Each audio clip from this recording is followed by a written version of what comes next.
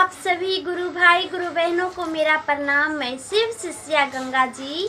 गुरु भाई बहन, आज हम बहुत ही सुंदर शिव गुरु महादेव का चर्चा कथा लेके आए हैं। आपको अगर कथा अच्छा लगे, पसंद आए तो मेरे वीडियो को लाइक शेयर, चैनल को सब्सक्राइब करिएगा और कमेंट बॉक्स में जय शिव गुरु महादेव अवश्य लिखिएगा। तो गुरु भाई बहन, कथा की हम शुरुआत करते हैं। गुरु भाई बहन, एक भिखारी था। वो प्रतिदिन सभी के घर में भीख मांगता था। गुरु भाई बहन, जब वो सभी के घर में भीख मांगता था तो वो एक सेठ के घर में भी भीख मांगने जाता था। गुरु भाई बहन, सबको जो जिसको जैसे मन हो वो भिखारी को कोई देता था, कोई नहीं देता था, कोई गाली दे देता था, तो कोई कहता था कि भाई तुझे हाथ है पैर है, तू मांगता क्यों है, कमा के खाओ। गुरु भाई बहन, इस प्रकार से भिखारी को सब कोई सब कुछ कहते थे। और वो जो सेठ था तो वो भी कुछ ना कुछ दे देता था, पर वो भी किसी न किसी दिन गाली देता था, किसी न किसी दिन गाली देता था, किसी न किसी दिन उसको जो है कि डांट देता था, किसी न किसी दिन लात से ठेल के मार देता था। गुरु भाई बहन, भिखारी को बहुत कुछ सेठ कहता था, करता भी था उसके साथ, और उसके साथ गांव गिरान के लोग वेद भी वैसा करते थे।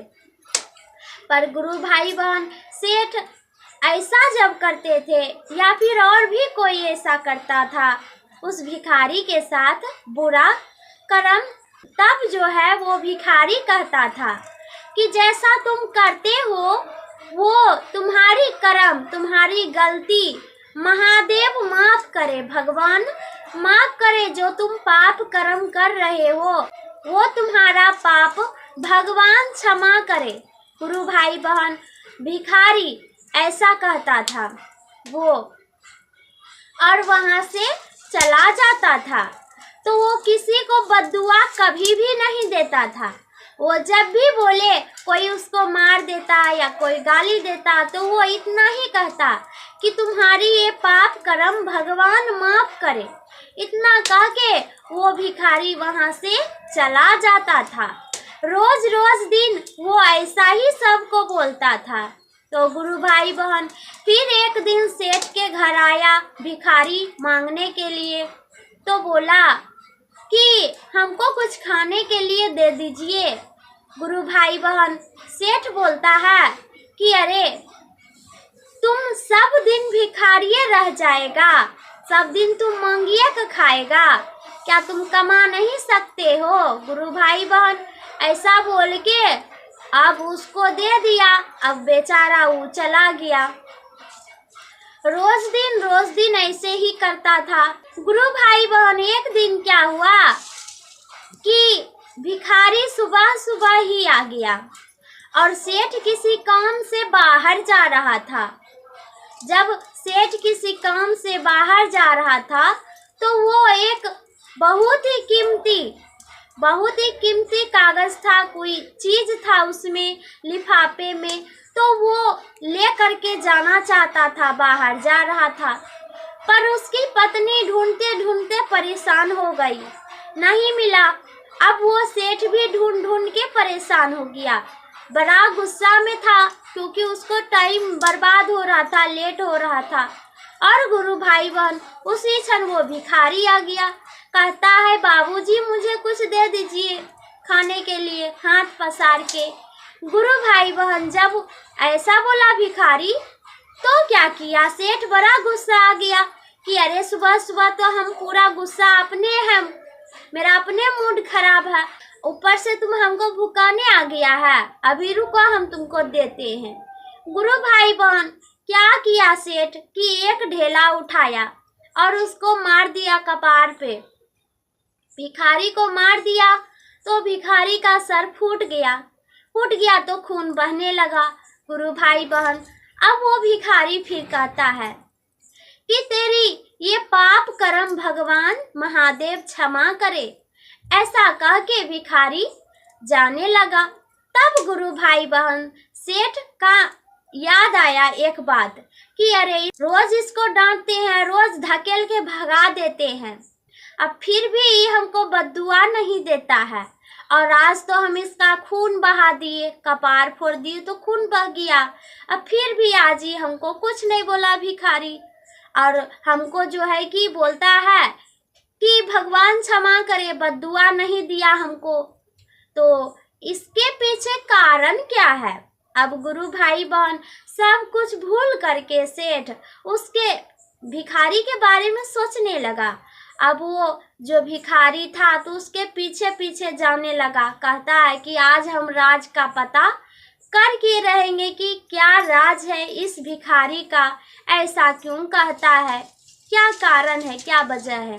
गुरु भाई बहन अब क्या हुआ कि सेठ भी उस भिखारी के साथ साथ पीछे पीछे जाने लगा छुप छुप कर। और भिखारी क्या किया कि दर दर उसका खून चू रहा है और वो दूसरे घर जा रहा है बेचारा मांगने। तो कोई उसको आधी रोटी दिया, मांगने में उसको कोई भीख में आधी रोटी दिया। तब वो आधी रोटी लेकर अपना घरे गया। उसके पीछे वही सेठ भी चला गया उसका पता करने की आखिरी राज क्या है ये जो कि ऐसा कहता है भिखारी कि भगवान तुम्हारी पाप क्षमा करे।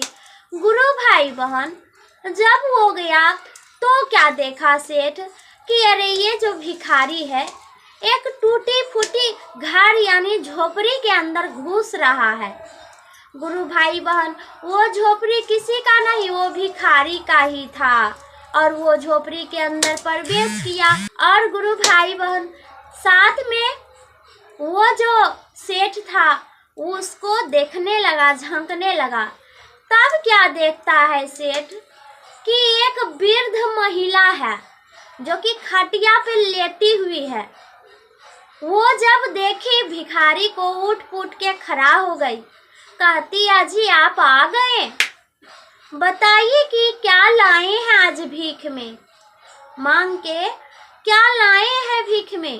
तो गुरु भाई बहन वो बोला कि सिर्फ आधी रोटी ही तो लाए हैं। भिखारी बोला। तब उस भिखारी की पत्नी देखी कि मेरे पति के सर से खून बह रहा है। तब कहती है उसकी पत्नी कि अजी आपको क्या हो गया, ये सर से खून कैसे चूता है, बताओ आप मुझे, हम पानी लेके आते हैं, पट्टी लेके आते हैं। तब गुरु भाई बहन भिखारी कहता है नहीं नहीं छोड़ दो, यह सब हमारा पाप कर्म का ही फल है जो आज हम भोग रहे हैं, और जो हम अपने कर्म में लिखाए थे वो मेरे साथ हो रहा है। तब भिखारी कहता है गुरु भाई बहन अपनी पत्नी से, क्या तुझे याद है 2 साल पहले वाली बात, जब हम बहुत अमीर थे, बहुत हम अमीर थे, तब उस समय हमारे भी घर भीख मांगने भिखारी सब आते थे, तो हम भी उसके साथ वैसा ही करते थे। हम उसके साथ क्या करते थे कि उसको धक्का देके अपने दर से भगा देते थे और उसको गालियां देते थे और उसको मार भी देते थे। तो वही मेरे साथ आज हो रहा है। सो जो हम कर्म किए हैं उसी का परिणाम हम भी भुगत रहे हैं। आज मुझे भी सेठ जो है कि पत्थर से मारा और उसी का परिणाम है कि खून बह रहा है।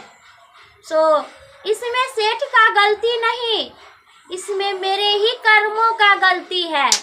मैंने ही गलत कर्म किया था पहले किसी के साथ, तो आज मेरे साथ कोई गलत कर रहा है।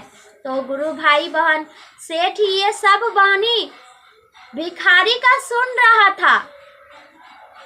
तब जाकर के वो कहता है भिखारी कि इसीलिए अब हमको समझ में आ गया है कि हम जो किए वो हमको मिला, पर मेरे साथ जो किया उसे ऐसा भुगतना ना पड़े।